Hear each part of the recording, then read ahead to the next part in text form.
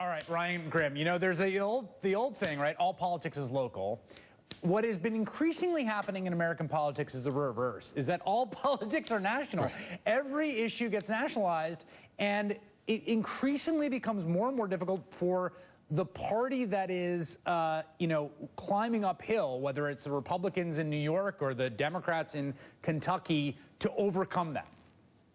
That's right. You know, these elections are kind of like internet comment sections. You know, they're just big national fights, no matter where they are. And presidential candidates are encountering that when they go to Iowa, New Hampshire, South Carolina. People want to talk to them about the national issues that they're reading about on Breitbart or on the Drudge Report, or that they're seeing on Fox News or this network or anywhere else. You know, gone are the days where you kind of go to Iowa and talk about ethanol, or you run a governor's race in Kentucky and talk about how you're delivering health care to the people there.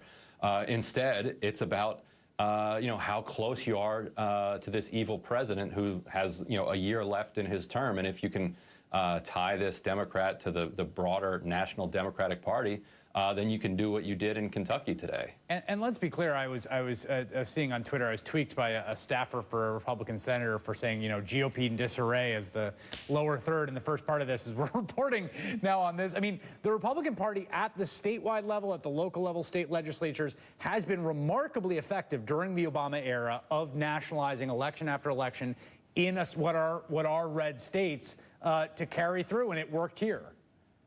Right. They've been running against Obama, pretty effectively since 2010. What they're going to do now that they're in power in a place like Kentucky will be interesting. Kansas could be, one example. Sam Brownback, he took the Tea Party playbook, won as governor, implemented that playbook, and destroyed Kansas's economy, even while they had all of this energy money coming through in the midst of an energy boom. He slashed taxes, he destroyed education funding, and the economy has kind of spiraled down while states nearby have done just fine. So it's kind of a perfect experiment where you could actually test this policy. He's still governor. Right.